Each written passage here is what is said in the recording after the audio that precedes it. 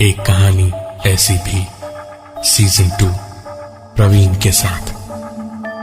सर्दियों की रात थी। घना कोहरा था और इतनी रात गए 2:45 बजे। बस अड्डे के पास रेन बसेरे में बैठे इक्का दुक्का बेघर लोग ही इतनी ठंड में आग जलाकर हाथ ताप रहे थे और प्रकाश बाइक कोने में लगाए सिगरेट पीता हुआ बार बार कभी अपनी घड़ी तो कभी अपना मोबाइल देख रहा था। 15 मिनट के बाद ठीक 3 बजे दूर से एक बस आती दिखाई दी तो प्रकाश ने लिहाफ से मुंह को ढका, बाइक स्टार्ट की और थोड़ा सा आगे बढ़ के अंधेरे में खड़ा हो गया। बस आकर रुकी, कुछ लोग उतर के आगे निकल गए और एक आदमी आखिर में उतरा।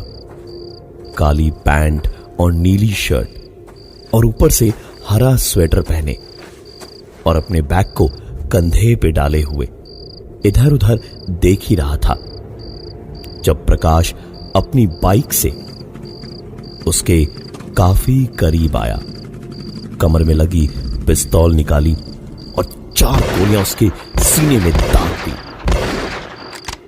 वो आदमी चीख भी नहीं पाया और नीचे गिर गया। जो 1-2 लोग वहां आग के पास बैठे थे गोलियों की आवाज सुनते के साथ वहां से उठकर भाग गए। प्रकाश ने भी अपना काम खत्म कर ही लिया था। उसने भी बाइक भगा के निकल लेना ही बेहतर समझा। घने कोहरे और ठंड में प्रकाश कुछ 2 किलोमीटर आगे ही रुका और दास्ताने जेब से निकाल के पहनने गया तो देखा जेब में मोबाइल था ही नहीं। जब पिस्तौल निकाली थी तब शायद मौकाए वारदात पर गिर गया होगा। उसने तुरंत बाइक घुमाई और तेजी से वापस उसी तरफ निकल पड़ा। प्रकाश इधर उधर देखता हुआ बिल्कुल चौकन्ना होकर लाश के पास तक गया और बाइक का इंजन बंद किए बिना ही स्टैंड पर लगा के देखा कि मोबाइल सचमुच उधर ही पड़ा था। उसने फोन को उठाया, एक बार फिर चारों तरफ देखा और पिस्तौल निकालकर बची खुची गोलियां भी उस बेजान लाश में डाल के बाइक स्टार्ट करके निकल गया। तकरीबन 20 मिनट में अपने अड्डे पर पहुंचकर 2-3 मोटे मोटे पैक पीकर सो गया। प्रकाश का काम यही था, पैसे लेकर खून करना। उसे जानने वाले उससे तब तक बात भी नहीं करते थे जब तक प्रकाश खुद चलाकर कुछ न बोले। प्रकाश जितना खतरनाक बाहर के लोगों के लिए था उतना ही उसके गैंग वाले भी उससे डरते थे। छोटी से छोटी गलती पे भी वो एक ही सजा देता था और वो थी मौत। सुबह प्रकाश की नींद खुली तो एक मामूली से आदमी की तरह ही घर से निकला और मंडी में हफ्ता वसूल करने पहुंचा। 2-3 लोगों से हफ्ता लेके पलटा। मछली बाजार की ओर बढ़ा तो पाया जिस आदमी को उसने कल रात बस स्टॉप पर गोली मारी थी वो बिल्कुल ठीक ठाक नाक की सीध में देखता हुआ प्रकाश के बगल से निकल गया और प्रकाश को देखा तक नहीं। ये उसका हमशक्ल था या फिर उसका भूत। प्रकाश जैसे पत्थर दिल की जगह कोई नरम दिल मामूली इंसान भी होता तो यही सोच रहा होता। प्रकाश ने बाइक वहीं मंडी में किनारे लगाई और चुपचाप ऐसे उसके पीछे पीछे चल पड़ा कि मौका मिलते ही दोबारा काम तमाम कर देगा आज। प्रकाश उसके पीछे पीछे एक छोटे से मकान तक पहुंचा। वह आदमी मकान के अंदर चला गया और दरवाजे को उसने बंद कर दिया। प्रकाश ने सोचा ही था कि अंदर घुस के आज गोलियों की दूसरी मैगजीन उस पे दाग देगा। लेकिन बाहर किसी चीज पर उसकी नजर पड़ी तो वो रुक गया। उस आदमी के कपड़े बाहर सूख रहे थे, वो कपड़े जो उसने रात को पहने थे, वही काली पैंट जिसमें नीचे मिट्टी के निशान अभी भी थे, नीली शर्ट जिस पे सीने पे करीब 6 छेद थे और खून के निशान वो धुलाई के कारण थोड़े हल्के हो चुके थे।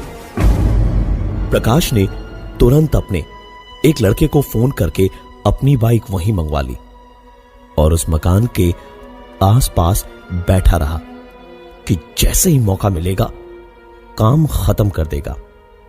प्रकाश वहीं खड़े खड़े बस एक मौके की तलाश में था कि तभी उसका फोन बजा। प्रकाश ने फोन उठाया तो एक आवाज ने उधर से चेहरे पर हंसी के साथ बड़े मीठे मीठे लहजे में कहा, क्यों अपना टाइम खराब कर रहे हो? मैं तो घर के अंदर हूं ही नहीं।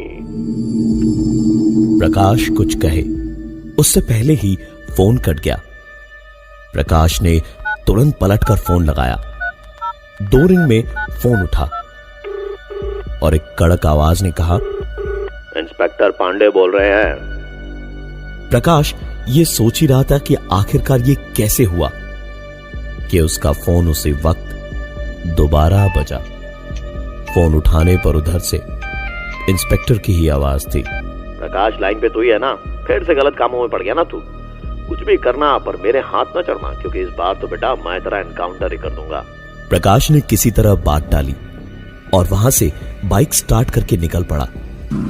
कई सवाल दिमाग में घूम रहे थे कि उसने किसे मारा था कल रात? इतना तेज आदमी था कि बुलेट प्रूफ पहना था, या वो मर चुका है और वो मुझ पर कैसे नजर रख पा रहा है? ये सब क्या हो रहा है? यही सोचते सोचते प्रकाश बाइक चला ही रहा था जब उसके बाइक के शॉकर्स पे वजन धीरे धीरे बढ़ने लगा। बाइक के पीछे वाली सीट पर ऐसा लग रहा था जैसे कोई बैठा है।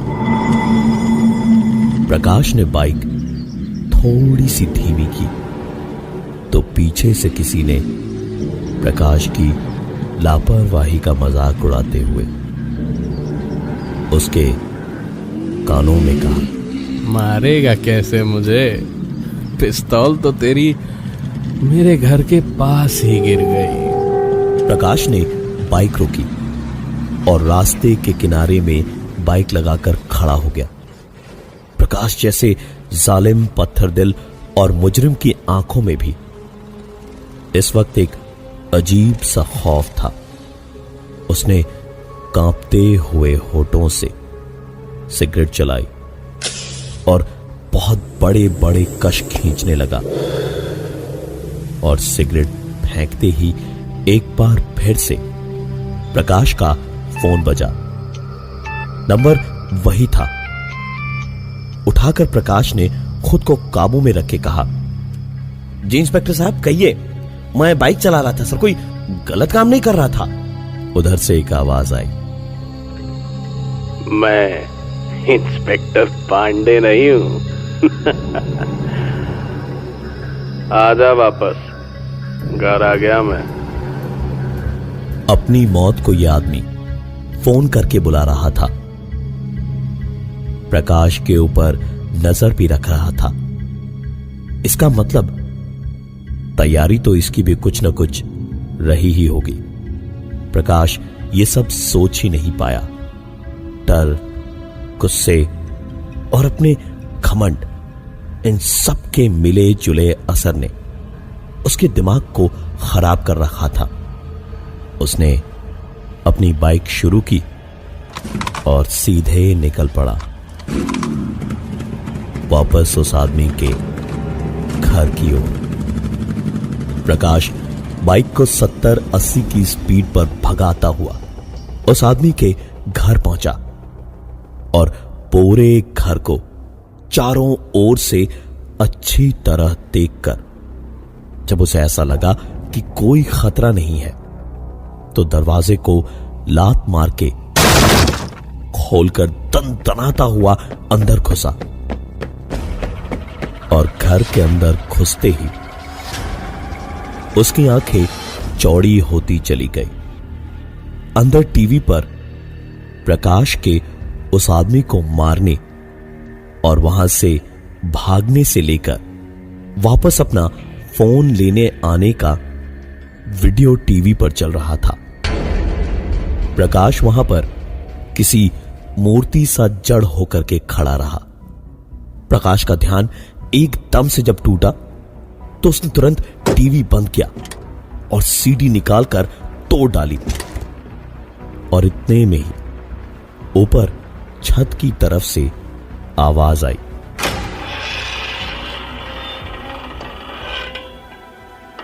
प्रकाश दबे पांव सीढ़ियों तक गया तो देखा छत का दरवाजा खुला हुआ था। गन का लॉक खोलकर बिल्कुल तैयार प्रकाश धीमे धीमे एक एक सीढ़ी चढ़ता हुआ छत तक पहुंचा और पूरी खुली छत पर जब उसे कोई नहीं दिखा तो छत का दरवाजा बंद करके प्रकाश नीचे आया और नीचे आते ही उसकी सांस एक बार फिर उसके हलक में अटक गई थी। टीवी पर फिर से वही वीडियो चल रहा था। प्रकाश ने गुस्से में टीवी पर 2 गोलियां चलाई और डीवीडी प्लेयर उठाकर पटक दिया और उसके बाद जोर जोर से चिल्लाने लगा, अबे कौन है तू? हाँ? अरे लड़कियों की तरह कहां छुपा बैठा है? एक बार सामने तो आ, 5 मैगजीन डाल देंगे तुम्हारी छाती में। छोड़ेंगे नहीं, आज छोड़ेंगे नहीं। प्रकाश अपनी बात खत्म करके हाँफ रहा था जब छत के दरवाजे की कुंडी के खुलने की आवाज हुई। प्रकाश बंदूक ताने उस तरफ चला तो गया, लेकिन वहां पहुंचकर यही सोचने लगा कि वो यहां आया ही क्यों, क्योंकि दरवाजे की कुंडी अपने आप ऊपर नीचे होकर खुल रही थी और देखते देखते कुंडी तो खुली ही, साथ में दरवाजा भी चरमराता हुआ बहुत धीमे धीमे खुलने लगा, जैसे कोई जानबूझकर उसे ऐसे खोल रहा हो। शायद यही एक चीज देखनी बाकी रह गई थी प्रकाश के लिए। प्रकाश ये देखते ही वहां से जोर की दौड़ लगाते हुए भागा और बाहर निकलकर बाइक स्टार्ट करने की कोशिश करने लगा। किक पर किक मारता गया, लेकिन बाइक स्टार्ट नहीं हुई। इस वक्त वहां खड़े रहकर बाइक के भरोसे रहता तो उसकी जिंदगी पे बनाती। प्रकाश वहां से बिना बाइक लिए ही भागा और सड़क पर पहुंचकर एक बस आती हुई दिखाई दी। प्रकाश ने हाथ दिखाया तो बस धीमी तो हुई पर रुकी नहीं। प्रकाश के लिए इतना ही काफी था। वो दौड़कर बस में चढ़ा तो कंडक्टर ने उससे कहा, अरे साहिब, ये बस अभी बस अड्डे जाकर खड़ी हो जाएगी, कहीं नहीं जाएगी, उतरिए। प्रकाश ने पिस्तौल निकाली और उसकी कनपट्टी पर लगाते हुए कहा, तो हम भी डिपो तक ही जाएंगे, चुपचाप गाड़ी भगाओ वरना यहीं तुम्हारा टिकट काट देंगे हम, समझे? एक सीट पर बैठे हुए प्रकाश की आंख लग गई और सवेरे बड़ी आवाजों से आंख खुली तो पाया कि बस डिपो में लगी हुई थी और पास ही सुबह की मंडी भी लग चुकी थी। प्रकाश बस से उतरा और एक दुकान पर उसने सिगरेट जलाई ही थी कि सामने से फिर वही आदमी उसी तरह चलते हुए उसे आता दिखाई दिया। इतनी बड़ी मंडी में और भीड़ भाड़ में क्या बिगाड़ लेगा वो प्रकाश का। यही सोचकर प्रकाश दौड़ता हुआ उसके पीछे पीछे भागा और पास पहुंचते ही उस पे किसी शेर की तरह झपट पड़ा। दोनों मिट्टी पर गिरे और गुत्थम गुत्थी शुरू हुई दोनों के बीच। प्रकाश उस पे भारी पड़ रहा था। वो आदमी थोड़ा कमजोर था। 2-4 हाथ पड़ते ही उसका हाल बहुत बुरा हो गया था। शायद गोलियां लगने से उसे कमजोरी ज्यादा हो गई थी। अब तो खेल खत्म ही था। लेकिन प्रकाश को यह होश ही नहीं था उस आदमी को मारते मारते कि वहां तो पूरा बाजार लगा हुआ था। लोगों ने बीच बचाव करना शुरू कर दिया। प्रकाश को खींचकर छुड़ाने लगे कि ठीक तभी प्रकाश की आंख खुली और उसे समझ आया कि वो बस की सीट पर ही उछल कूद कर रहा था और बस के कंडक्टर और ड्राइवर उसे नींद की धुनकी से जगा रहे थे। बस इस वक्त बस अड्डे पर पहुंच चुकी थी। कंडक्टर ने प्रकाश से कहा, उधर जाइए साहब, इसके आगे तो आपको हमारे बाबूजी भी ना ले जा पाएंगे। प्रकाश ने बस के बाहर देखा तो चारों तरफ दिन का उजाला ना होकर रात का अंधेरा, कोहरा और ठंड थी। प्रकाश ने सिगरेट जलाई और चुपचाप बस से उतरकर एक कोने में खड़ा हो गया। जब उसका फोन बजा, उठाया तो उधर से आवाज आई, 3:04 पे कल तूने मुझे मारा, आज मैं तुझे मारूंगा। बात खत्म होते ही फोन कट गया और प्रकाश ने अपना मोबाइल देखा। 3 बजे थे। उसके बाद अपनी घड़ी देखी, उसमें भी 3 ही बजे थे। प्रकाश को काटो तो खून नहीं। इस ठंड और कोहरे में भी उसके माथे ही नहीं, डर के मारे पूरे बदन पे पसीना ऐसे आ रहा था जैसे जुलाई का महीना हो। प्रकाश ने वहां से भागना शुरू किया। प्रकाश के भागने के साथ ही एक आवाज और उसके पीछे पीछे आने लगी। प्रकाश ने पीछे देखा तो कोहरा तो हल्का ही था और दूर दूर तक कोई दिखाई भी नहीं दे रहा था। प्रकाश भागता जा रहा था और वो आवाज करीब आती जा रही थी और थोड़ी देर में ही वो आवाज बिल्कुल इतने करीब आ गई थी जैसे कोई बिल्कुल साथ साथ बाइक पर चल रहा हो। प्रकाश जैसे पत्थर दिल जाबाज की आंखों में भी इस वक्त आंसू थे। उसके कदम रुके और बाइक भी अपने आप रुकी। प्रकाश ने घड़ी देखी, 3:04 हो रहे थे। नजर घुमाकर देखा तो ये वही जगह थी जहां कल उसने किसी को मारा था और आज उसकी बारी थी।